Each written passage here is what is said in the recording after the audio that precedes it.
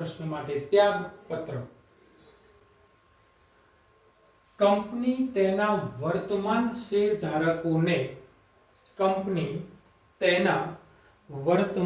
શેરધારકોને વધારાના શેર ખરીદવા આમંત્રણ આપે તેને હકના શેર કહે છે. ફરીથી બોલું છું, એક ગુણમાં યાદ રાખજો, હકના શેર કોને કહે છે? કંપની તેના વર્તમાન શેરધારકોને વધારાના શેર ખરીદવા માટે આમંત્રણ આપે તો તેને હકના શેર કહે છે. યાદ રાખજો, એક પ્રકારનું ફોર્મ છે જેનો સંબંધ હકના શેર સાથે સંકળાયેલો છે. કંપની અરજદારોને તેમણે ધારણ કરેલ શેરના પ્રમાણમાં અમુક નિશ્ચિત શેર ખરીદવા માટે આમંત્રણ આપે છે, જેને શું કહીશું આપણે? હકના શેર. બંને રિપીટ કરી લઉં છું. કંપની તેના વર્તમાન શેરધારકોને વધારાના શેર ખરીદવા માટે આમંત્રણ આપે તો તેને હકના શેર કહે છે. કંપની અરજદારોને તેમણે ધારણ કરેલ શેરના પ્રમાણમાં અમુક નિશ્ચિત શેર ખરીદવાનું આમંત્રણ આપે તો તેને પણ હકના શેર કહે છે.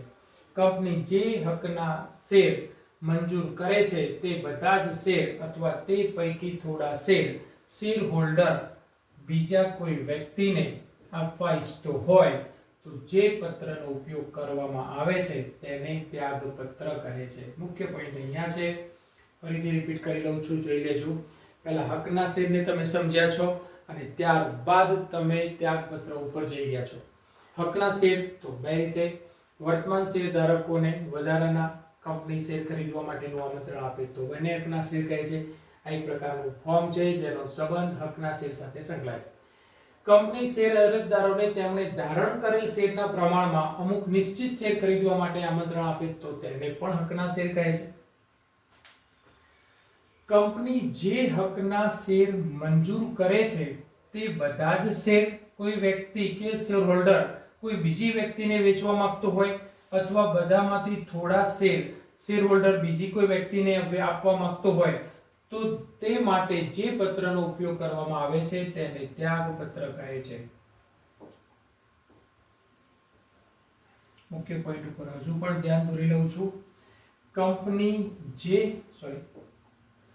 કંપની જે હકના શેર મંજૂર કરે છે તે બધા જ શેર અથવા તે પૈકી થોડા શેર હોલ્ડર બીજી વ્યક્તિને આપવા માંગતો હોય તો જે પત્રનો તે ઉપયોગ કરે છે તેને ત્યાગપત્ર કહે છે.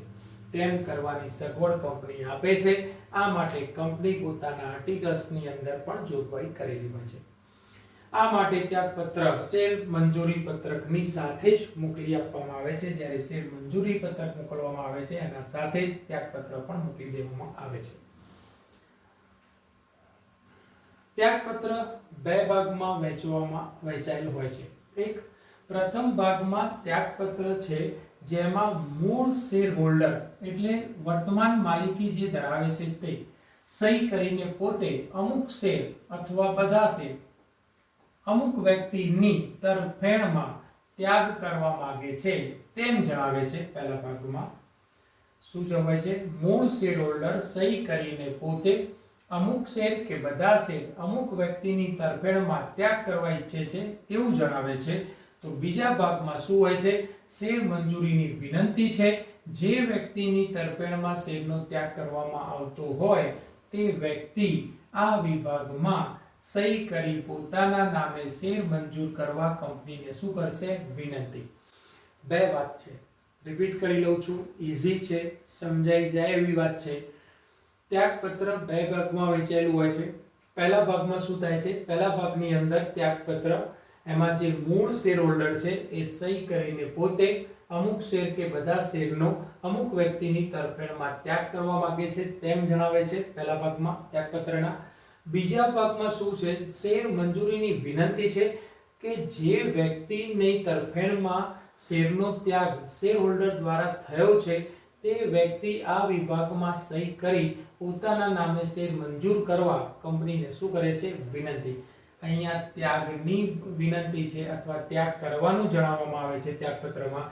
જ્યારે બીજામાં અન્ય વ્યક્તિ કે જેની તરફેણમાં પ્રથમ શેર હોલ્ડરે ત્યાગ કર્યા છે શેર એની શેર મંજૂર કરવા માટેની વિનંતી હોય છે.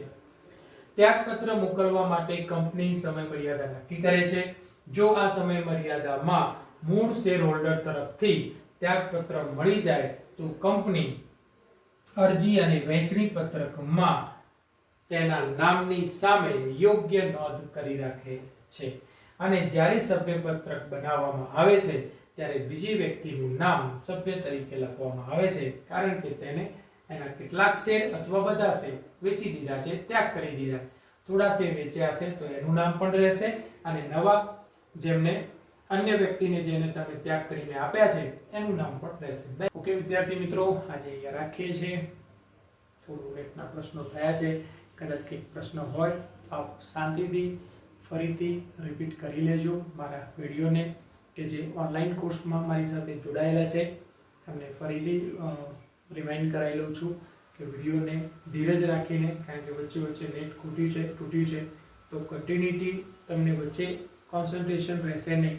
બુક લઈને બેસજો, એક વખત ના હોય તો બુક વાંચી લેજો, પછી વિડીયો જોવા બેસજો. પણ વિડીયો જુઓ જ્યારે રેકોર્ડેડ ત્યારે થોડી ધીરજ જરૂર રાખજો. ઓકે, અહીંયા રાખીએ છીએ. અને હા, મારી યુટ્યુબ ચેનલને લાઇક, શેર અને સબસ્ક્રાઇબ કરવાનું ભૂલાય નહીં, અને અન્ય વિદ્યાર્થીઓને પણ કહેવાનું ભૂલાય નહીં. કોમેન્ટ તો અવશ્ય કરજો. Thank you.